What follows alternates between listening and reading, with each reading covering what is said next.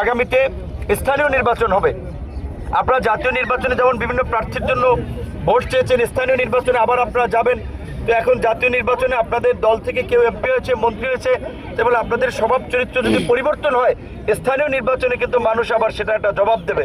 তো কাজেই আপনাদের প্রতি অনুরোধ থাকবে, আমরা জনগণের প্রতি, যে জনগণের রাজনীতি করার জন্য একটা নতুন বাংলাদেশ বিনির্মাণ করার জন্য, যেখানে সকল নাগরিকরা দলমত নির্বিশেষে তাদের মর্যাদা এবং অধিকার নিয়ে বাস করবে, দেশে আইনের শাসন থাকবে, আইনের দৃষ্টিতে সকল নাগরিক সমান সুযোগ লাভ করবে, কোনো মানুষ আক্রান্ত হলে আইনের আশ্রয় লাভ করবে, সরকারের যে সামাজিক সুরক্ষামূলক কার্যক্রম, এই যে ঈদের আগে বিজেপি দেওয়া হবে, বয়স্ক ভাতা দেওয়া হয়, বিভিন্ন ধরনের সহযোগিতা, এগুলো আপনারা প্রশাসনকে সহযোগিতা করবেন যেন প্রকৃত ভুক্তভোগী মানুষ পায়।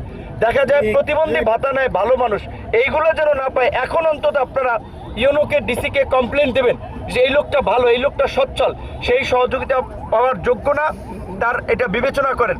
এবং এই সরকারের যে, আমরা যেহেতু সরকারের সাথে আছি, কাজেই সরকারের চিন্তা ভাবনা হচ্ছে মানুষের জন্য কাজ করে মানুষের মন জয় করা, মানুষের সমর্থন ধরে রাখা।